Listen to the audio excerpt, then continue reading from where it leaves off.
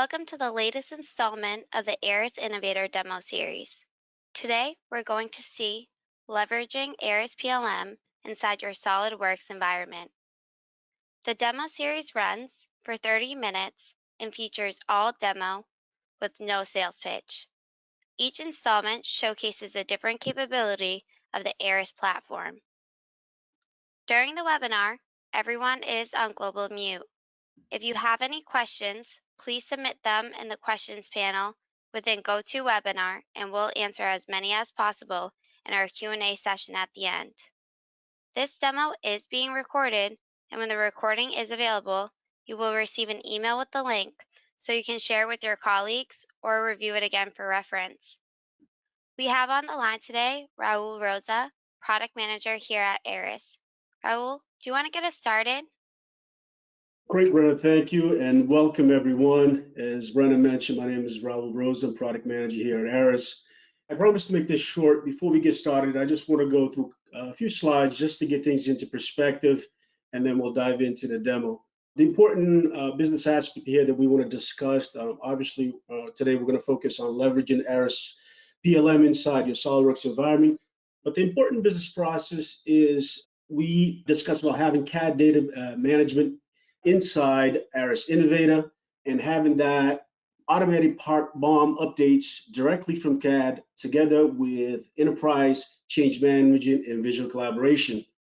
It's very important to mention that we have Aras, we're CAD agnostic. We have the full suite of CAD connectors ranging from mechanical to electronic and electrical and architectural BIM connectors.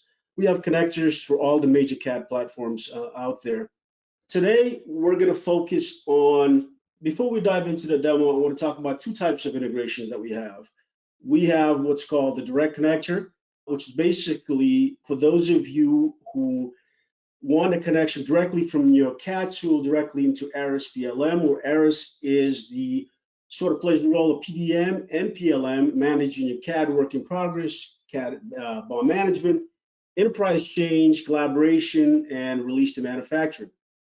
The other option, though, and the direct connector really is the preferred route, but we understand that a lot of folks already have the existing PDM system in place, such as SOLIDWORKS PDM in their organization. They would like to continue to use that environment because their CAD users, engineers, and designers are already familiar with that environment. They like to continue to use that environment. So we offer what's called a CAD PDM connector. In this case, Aras sits as the backbone for managing your enterprise change and BOM, release to manufacturing, and visual collaboration. But SOLIDWORKS PDM plays the role of the sort of the work group manager, where it manages the CAD work in progress and CAD BOM until you're ready to share that with the entire organization, and then you engage the connector, the Aras CAD SOLIDWORKS PDM Professional Connector, to be able to move that information into Aras and share with the rest of the organization. So I wanted to briefly get those slides out of the way to get things into perspective. We'll dive into the demo now. So what I've done here is I have SOLIDWORKS PDM installed locally on my machine here, and I have been working with this assembly, a bike assembly. I've been checking in, checking out, making all the changes locally in SOLIDWORKS PDM. From this moment, there has been no interaction with Aras Innovator. I've simply been working inside SOLIDWORKS PDM, and Aras knows nothing about these files. But at some point, I'm going to be interested in sharing this information with the rest of the organization. And that comes a point where we engage the Aras SOLIDWORKS PDM connector to be able to share this information across the organization. So I mentioned that I have the assembly here in SOLIDWORKS PDM. I also have it open here in SOLIDWORKS, simple bikes assembly with some parts and components. And I'm ready now at a point where I feel confident with this design that I can begin to share with the organization for collaboration. So how do I achieve that? So a couple things I want to mention. In the past, when I've demoed this presentation, I focused mostly in the SOLIDWORKS PDM Explorer because most of our integrations were done inside the action menus where you'll access the integration or through the right-click menu inside SOLIDWORKS PDM Explorer.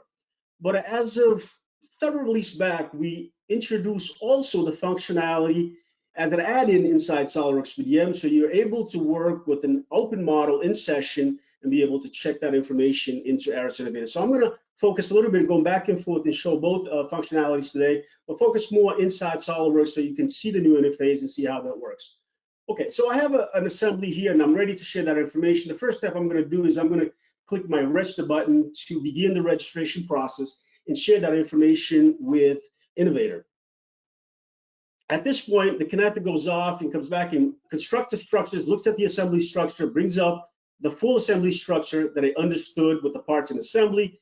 And by default, it's going to ask me that if I want to generate the numbers directly from Innovator. Of course, this is fully configurable as with anything in Innovator. What you can do if you do have SOLIDWORKS part already defined in SOLIDWORKS PDM, for example, you have part no already defined, you can configure the disconnected to be able to use those numbers instead of the ones being generated for Innovator. But for the purpose of this demo, I'm going to use the numbers being generated for Innovator. Another thing here you'll notice is that the connector is intelligent enough to understand that there's a configuration in this assembly. So it goes ahead and lists for me the files that it found configuration on. And I have an options to define of how I want this handled. So if I right click on this assembly, for this purpose of this demo, I'm not interested in assigning configurations to assembly. So I'm going to go ahead and say ignore configurations. But I do have a fork here that behaves similarly to a family of parts that I want to assign configurations. So I'm going to right click on that, assign configurations. And I'm going to say that I want to assign configurations for both of those parts. Now, I do have options here to control how I want this assigned. If I wanted to completely ignore one of these configurations, I can. So part numbers will not be assigned to this configuration. I also have the ability to reference another configuration in case for visualization purpose, I wanted to reference a different configuration. So you have all these tools at your fingertips to really help manage how you want configurations to be handled. In my case here, I want to go ahead and have it generate part numbers for both of those. So I'm going to leave it as is. And then I hit the apply. When I hit the apply button, what happens is that the connector will reach inside Aras Innovator and be able to generate those business objects, so the CAD document, the part item, and all the mappings that we've defined from the register operations. So we have a full bidirectional mapping between SOLIDWORKS PDM and Aras Innovator, and it can be configured by administrators to identify the desired mapping between the two systems. And at this point, it will take that information, create it, register it, and create an Innovator. And we're done. So what just happened here in this phase? Let me just show you quickly. I'll go ahead and I'll launch my Innovator section here to show the part item and explain to you what just happened with the register to PLM. So when we hit register, we went through, I mentioned about the mapping. So any information that I found in the file, like descriptions or any other property mapping that I may have, those will come across as mapped. It's created all the right containers for maintaining the information. It's created the CAD documents. If I look at the CAD documents, it's also been created both for the assembly and for the part. But notice that no file is actually attached, because at this stage, we have not actually pushed any physical files inside Aras Innovator. We just established the business objects and the metadata mapping, the containers that's going to be holding that information. And we'll do that in the next step to get those information out. Let's go through it and complete that process. So I'm going to go ahead and hit close on here, and I'm going to come back to my SOLIDWORKS. And the next option is I'm going to invoke a SOLIDWORKS PDM function submit to PLM. And with this, it's going to look at the structure again and says, okay, it's a typical SOLIDWORKS PDM function. I understand you want to do a transition. And it's going to go back inside Aras Innovator, look at all those business objects that we've created, and it's going to push now the physical files inside Innovator. Now, at the same time, in the background, you have options to configure viewables of how they're being generated in Aras, whether it's being done through the connector or if you're using our Aras conversion service to asynchronously be able to create those viewables such as 3D PDF to view and share with the entire organization. So all that process, whilst doing the submit operation, is taking place in the background to have those things fully available for us. And once it's complete, it'll come back and introduce to us the interface again, back in SOLIDWORKS to let us know that it's complete. So let's take a look back and see what just happened. So now if I go back, the same thing again, and I show PLM part here, It's going to go back and fire up Innovator, and it's going to show me that part. A couple of things you notice difference now once it comes up here is that before we did not have a BOM structure because we were simply only establishing information, the object information, the business objects to store this information. But now we have the full structure from CAD. It's created a one-to-one mapping for those. And it's also gone through and assigned CAD documents to each one of these files. So in this case, I have the assembly open. You'll notice that I have both the part and the drawing. Since the drawing is a representation of the assembly, it does not get its own unique part number. It is related to the part. So you'll notice here that I have both of those available. And I am now completely established the information inside Aras Innovator, and Aras now has complete control of those files in SOLIDWORKS PDM. So if I switch back to SOLIDWORKS PDM and I do a refresh here, you'll notice that the file is now in the submitted state, which means that no updates now can be done unless it's invoked through a workflow in Aras Innovator, because it's beginning to take control of those files so we can put it on a change. A couple more things I want to show here on the structure here. So we mentioned that in terms of configuration that we have the ability to view configuration. So I'm going to go ahead and open this fork here, which we did assign a configuration. And you'll notice that I have the CAD documents associated, and I'll go back to the CAD documents so we can look at that file. One thing you'll notice unique is for the part number, instead of having a part number, we have the C tab. That's because the connector understands this is a configuration inside this file, and we also said that we wanted to create specific part numbers for those configurations. So it gives it a C tab instead. And what that does is it lists us the parts that we created for the different configurations. So you'll notice as once it loads here in a second that we have the part for the base, and we also have a part for the two configuration, the extended fork and regular fork. And the since configuration uses a one-to-many mapping, there's only one CAD file for many configurations. So that was all nicely done for us, all automatic with a single click of button. The other thing we have here, I mentioned about the viewables being automatically created. So because I'm taking advantage of the Aras conversion server to be able to generate these viewables. I've generated viewables 3D PDF that can be viewed inside Aras Innovator, and I'm able to view the components or the assembly. In this case, you can notice that this component understands it as a configuration, so I can switch between configurations to be able to view the different types of configuration right from within the viewer in Aras Innovator. And the unique part about this, that anybody that when you're sharing this with the entire organization, they don't need to rely on CAD specific or SOLIDWORKS to be able to view this information. Anyone with a browser, HTML, all embedded can come in and view this information. Okay, so I'm gonna go ahead and close that, and I'm gonna come back real quickly to my assembly here and just launch the CAD document just to show you a couple of things, and then we'll continue on to make some changes here. So you'll notice that a viewable got created for me. I now have a viewable in here. I can come in and view that assembly. All those subcomponents as well, the viewables have gotten created as I've showed from the frame in terms of the fork and the viewable that I showed there. You'll notice here that I have the full bike assembly, and I have complete capability inside the visual collaboration tool here to be able to communicate effectively anything that I need to do or to some colleagues for future design intent or modification and so forth. So in this case, I'm going to look at this assembly and I'm going to say, hey, I noticed that this is missing a pedal. So I'm going to go ahead and flag it. I'm going to use my marketing tool here, and I'm going to flag here, and I'm going to add a quick note, and I'm going to say, please add new pedal design to the assembly. Okay. And at the same time, I'm going to use my secure social discussion panel here to be able to communicate specifically with the designer or the engineer that I want these changes available. And what will happen is that they'll get a notification in their notification inside Innovator, as well as through an email to alerting them, hey, there's some actions waiting for you here for you to complete. So I'm going to go ahead and flag and say, hey, Raul, please add the pedal component, okay?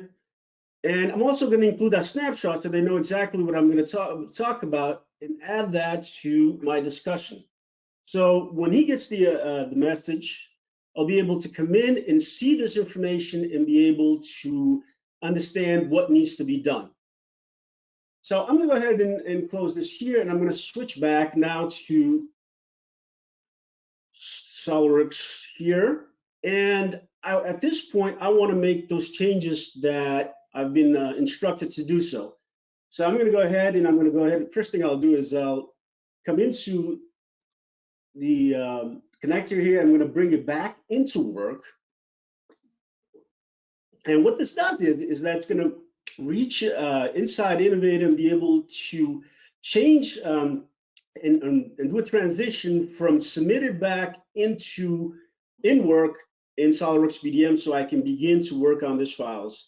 Remember I mentioned the submitted is the last step where the SOLIDWORKS BDM has control of the files. Once it's been submitted through the connector, then the connector and Innovator takes control of those files, so it's being managed by PLM and not the PDM system. If I switch back real quickly here, you'll notice that, and I do a refresh, you'll notice now that it is no longer in the submitted state, it's in the work state, so I can begin to make a change on this. So real quickly, I'm going to go in and I'm going to just check out this assembly here. And once it's checked out, I'm going to go ahead and just introduce the pedal part in here. For lack of time, I'm not going to assemble it or mate it. I'm just going to grab it and drop it into the scene so you understand that, you know, there is an extra components and understand how the connector handles that as we go through, as we make further modifications to the assembly. So I'm going to select the pedal assembly here, select open, and we're going to bring this component inside the assembly. And for the purpose of time here, I'm only going to place it inside the assembly. We won't bother with the mate so we can continue to move on along here. But the main point here is that we've introduced a new component to the assembly, and I want to showcase how the connector will go through and handle that. Okay, so with that component in place, I'm going to go ahead and save the assembly to commit those changes. And I'm also going to go into SOLIDWORKS PDM and be able to check in those changes. And typical transition here is just checking the files in SOLIDWORKS. And once this is done checking in, then I can begin the process of submitting those changes again back into Aras Innovator. So I'll right click here, hit submit. And the submit process is the same process as we've used before. It's a transition state that's going to take the file from in work back into the submitted state, which means that Innovator now has control of the files, that any changes going forward will happen through Innovator.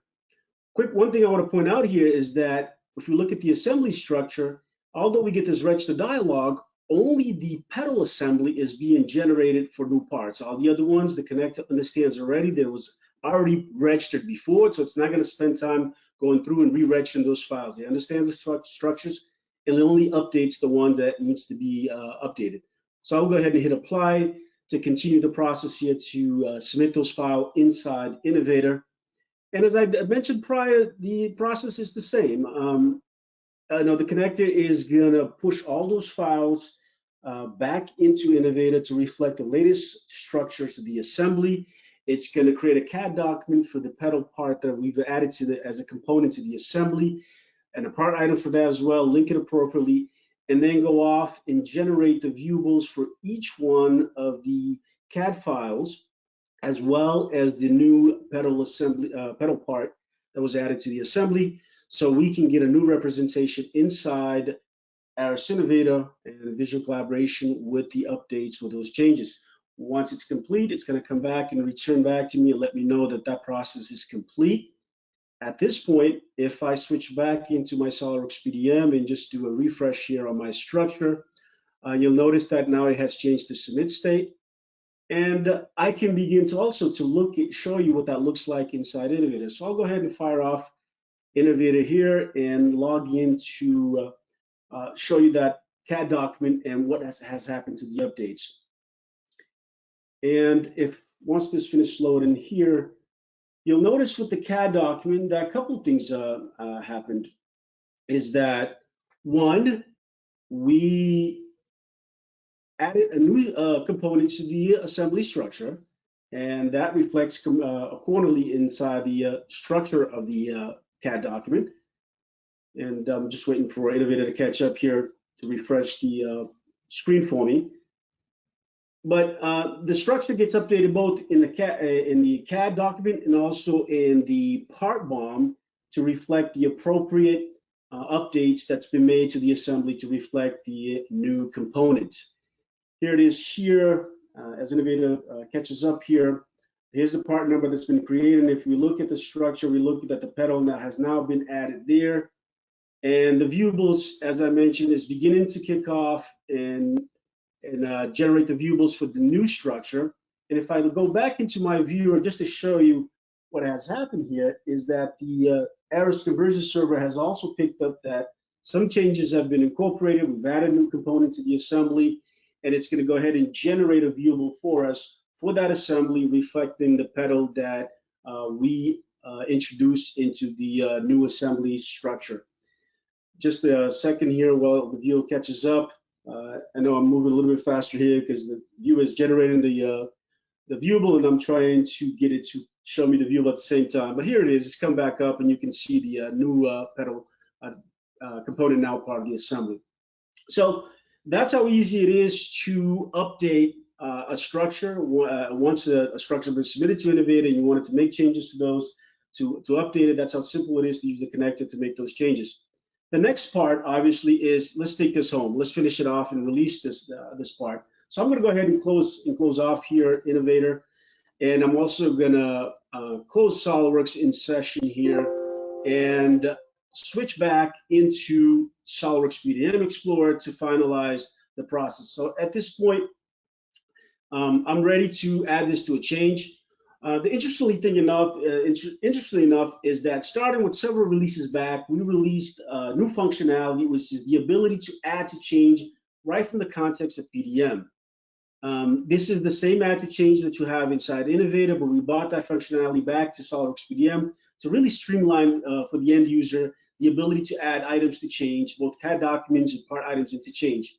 So once I do that, I hit the add to change. The connector is intelligent enough to understand that I have a structure. It comes back, it lists the whole structure information.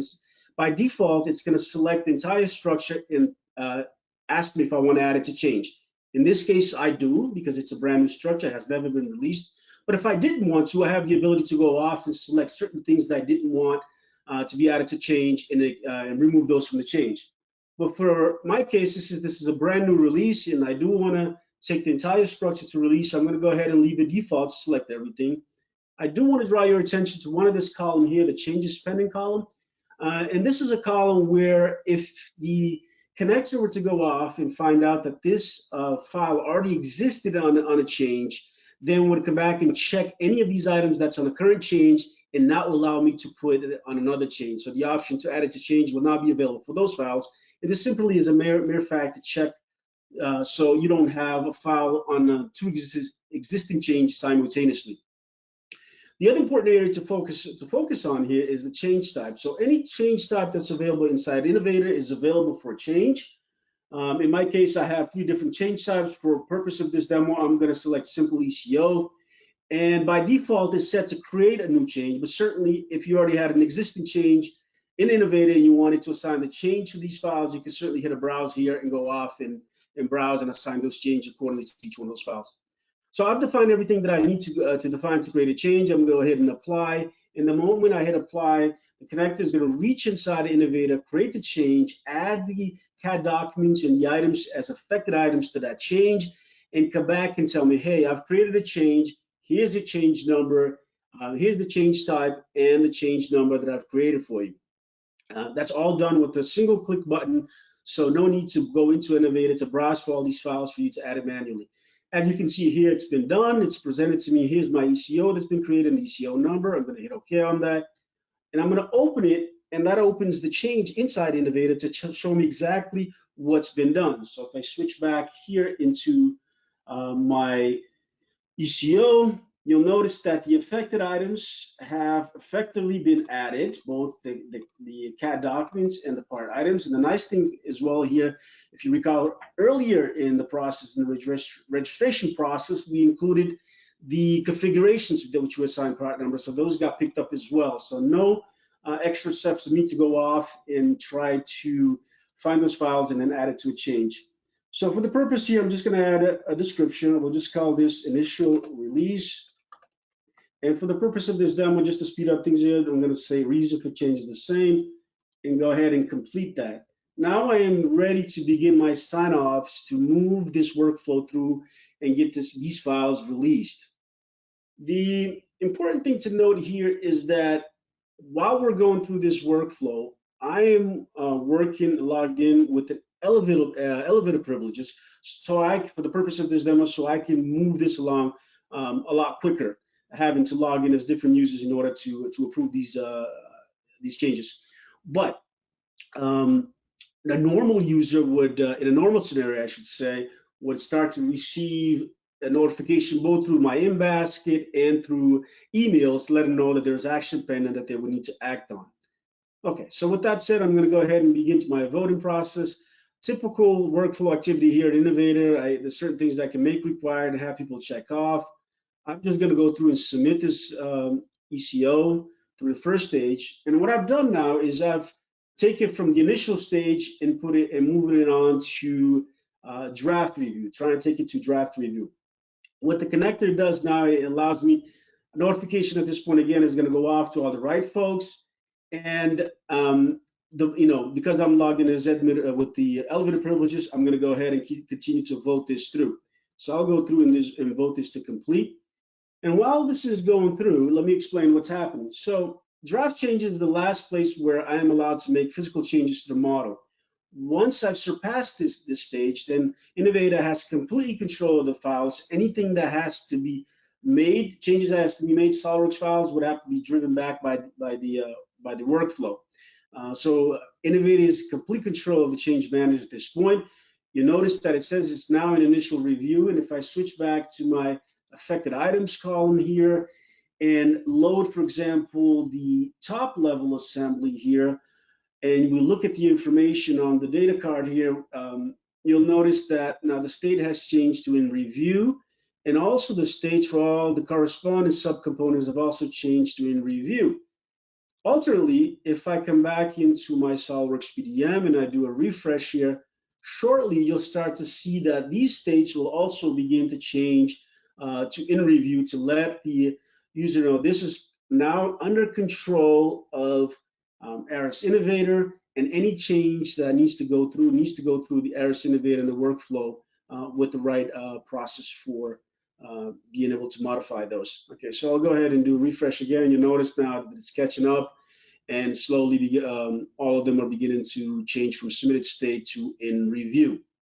Okay, and now we're finally completely all in review. So if I switch back into my changes again, I come back to my ECO and I go back to my sign-offs and I vote this through just to take it all the way to release and complete the release process. I'm going to do a fast track just to put it to release. In this case, it requires a password, and I'm going to hit complete. And the moment I hit complete, Aras Innovator is going to reach inside. It's going to make those changes from the Innovator side to release state. So you can already see that the status has changed to release state. And the CAD documents itself and the part items for each of the corresponding files will be moved to release as well to reflect the state of release. And then finally, the last step that's going to happen is that the connector is going to reach out to SOLIDWORKS PDM and make those changes on the state of SOLIDWORKS PDM files to put it to release, and also assign the rev number to A. So you can see here, all these have gone to A, and it's now in release, and everything here is in release. And if I switch back into SOLIDWORKS PDM, you can start to see here that this has already taken effect and it's moving to release. And now it's officially every one of this release at Rev A. And that's how easy it is to take a design, from SOLIDWORKS PDM when you're ready to share with the entire organization. use the connectors to synchronize those changes back to SOLIDWORKS PDM. From that point on, to synchronize with Aras Innovator, I should say, and from that point on, Aras Innovator has control of the change management. All the changes going from there on forward will be managed through Aras. But still, the work in progress, your day-to-day activity, all resides within SOLIDWORKS PDM, so the users can continue to utilize their SOLIDWORKS PDM for managing work in progress, and when they're ready to share with the rest of the organization, they use the connectors to synchronize it for visual collaboration and so forth. And that, in a nutshell, is the presentation. We obviously, the next step, if time allowed, would be to take this to a new release and take it from Rev A to Rev B. But the process is still the same. We would simply create a change again, add the items that we want to make a change to a change, and then push those changes back into SOLIDWORKS PDM to allow us to be able to modify those files. And then when we're done, checking, putting all those back in. So with that, I'll turn it back to Brenda for Q&A. Thank you, Raul. Make sure if you have any questions to please submit them into the questions panel. For time's sake, we'll only be able to answer one, but any questions we don't answer, we will address them directly within the next few days.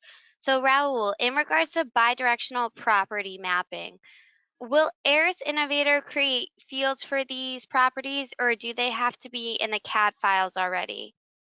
So Aras offers bidirectional property mapping, and the administrator has the ability to go into Innovator and configure all those desired mappings, define the variables and the properties they're going to be mapped and which direction they're going to be coming from.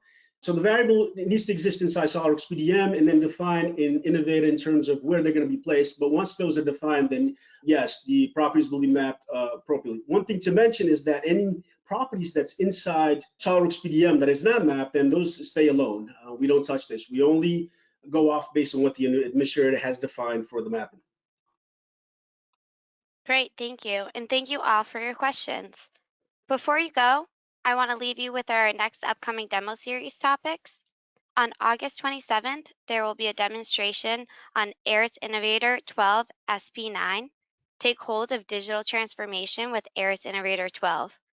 And then on September 3rd, there will be a demonstration on product variability across the digital thread. You can register for upcoming demos at aras.com/events. For more information, be sure to connect with us on LinkedIn, Twitter, Facebook, and Instagram, where we share the latest updates, news, product information, and more. And we'd love for you to join the Aras community at community.aras.com. There, you will find blogs, community projects, and forums, all with a lot of great information. We thank you for coming today and look forward to having you next time. Have a great day.